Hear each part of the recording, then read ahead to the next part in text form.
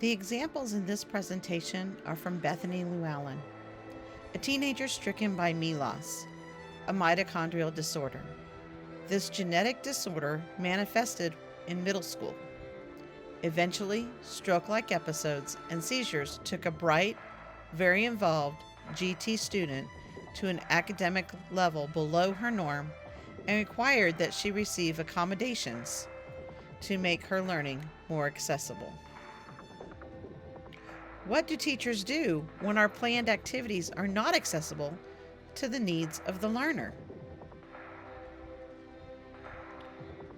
The following two examples are of projects Bethany's English teachers in 8th and 9th grade allowed her to do instead of the written or general project.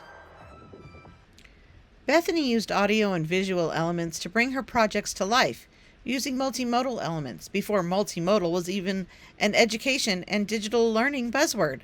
The videos have been shortened from their originals in the interest of time. If you are interested in the full videos, they are viewable on YouTube, and the reference is in the credits.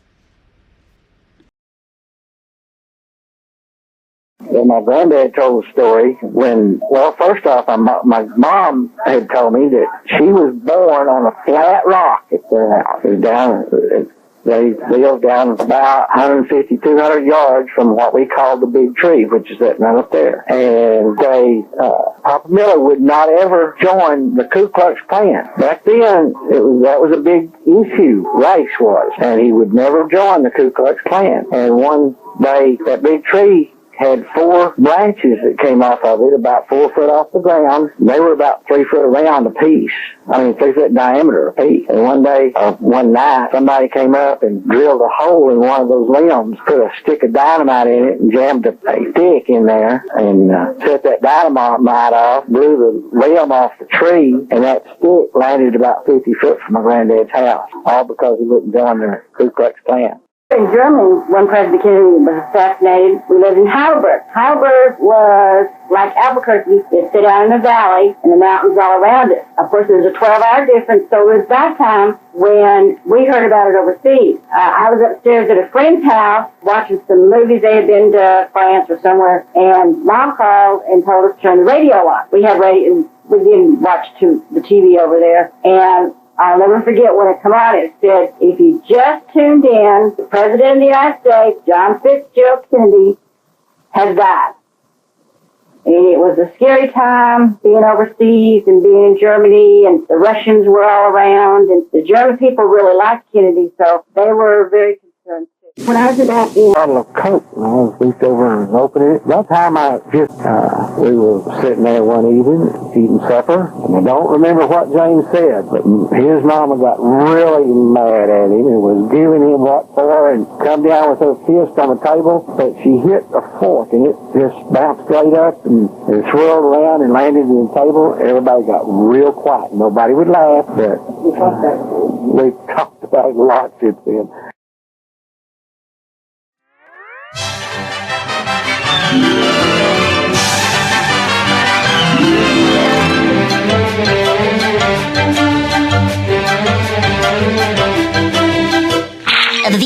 That's all, folks.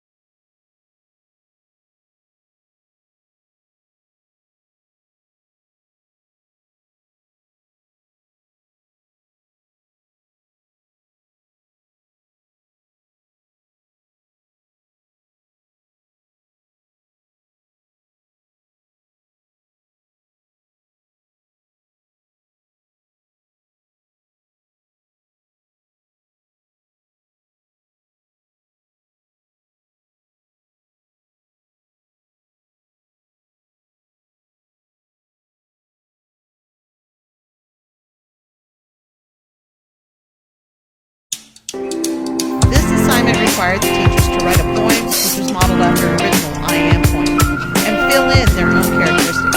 Bethany was allowed to complete this multimodally, and this has been shortened from its original. At 20 years of age, I'm still looking for a dream. A war's already waged. for my destiny.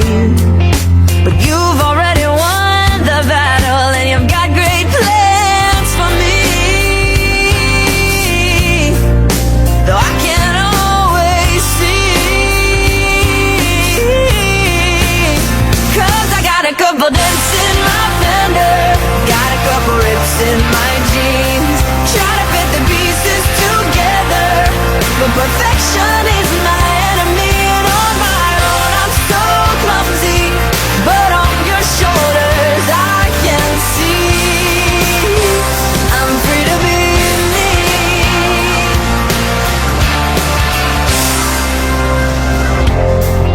When I was just a girl, I thought I had it figured out.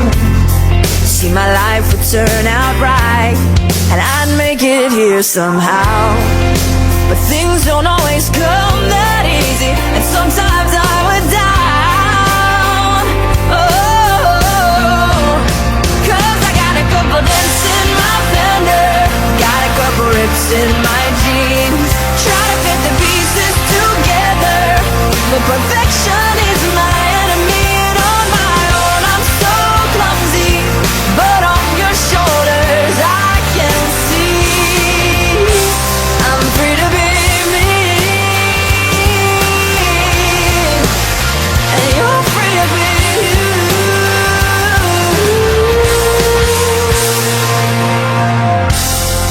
Sometimes I believe that I can do anything, yet other times I think I've got nothing good to bring. But you look at my heart and you tell me that I've got all you seek. Oh, and it's easy to believe, even though I got a couple dents in my fender, got a couple rips in my jeans, try to fit the pieces together, but perfection is my enemy, and on my own I'm so clumsy, but on your shoulders I can see I got a couple dents in my fender, got a couple rips in my jeans, try to fit the pieces together, but perfection is my enemy, and on my own I'm so clumsy, but on your shoulders I can see. As teachers in a general education classroom, we are faced with the demands of the testing culture and the pressure to have all students perform, all while differentiating. These examples show that it is possible to differentiate and to allow accessibility without compromising that rigor. We can see that Bethany still understood the concepts that she was being given with poetry and with her oral history project for the novel that they had been studying. The following is now an interview with Amber Johnson, a special education teacher and a special education coordinator for a high school campus. Hi, I'm Amber Johnson. I am Lamisa's special education teacher. I'm going into my 5th year. I have been in education for the last 9 years. Accessibility in the general education setting means creating an environment where every student can fully engage, participate, and succeed, regardless of disability status, learning style, background, or language ability. It involves proactively designing lessons, materials, and assessments that remove those barriers and provide multiple ways for students to access content, to interact with it, and to demonstrate mastery of that content. This is essential for all students, not just those with IEPs or 504 plans, because you're going to have a lot of students who have unidentified learning needs, including those with undiagnosed disabilities, trauma, language barriers. Practices that improve accessibility like visual supports, chunked directions, voice to text tools, that enhances learning for everybody. It aligns with inclusive education values where we honor diversity and ensure equity by meeting students where they are. Accessibility fosters a culture of belonging and confidence, which is foundational to student well being, academic engagement, and long term success. When general education is accessible, we are not just accommodating students with disabilities, we are raising the bar for instructional excellence and universal design. Creating accessible classrooms isn't just about compliance. It's about empowering every student to learn, belong, and thrive. Students with disabilities often encounter a range of academic, sensory, communication, environmental, and social barriers when it pertains to the general education setting that makes lessons difficult for them to access. Some of your common challenges are going to be your pace of instruction being too fast, without processing time or wait time. The instruction is very verbally heavy, without a whole lot of visuals in a lot of classrooms or even hands-on support. It's overly rigid, the assignment format, so they want you to write have long written responses only. It can be too loud or visually just be super busy, causing a sensory overload. There can be social isolation due to lack of structured peer interaction or unclear expectations. You can even have unclear or inconsistent routines, which can increase anxiety. Some of your proactive strategies that teachers can use to reduce these barriers is your universal design for learning. Design lessons with multiple ways to access this content, express learning, stay engaged. Preview vocabulary and key concepts using visuals, anchor charts, real world examples, which is where it's really going to tie in. Provide flexible response options. So, yes, can you give me an oral response? Sure. Can you write it out? Sure. Can you give me a visual project? Can you use assistive technology? Offer different types of sensory support, such as a calm corner, fidgets, noise canceling headphones, a Zendan, if you will. I like to use really structured routines and visual schedules to support transitions. It reduces anxiety in students who, again, may not even be diagnosed with high anxiety.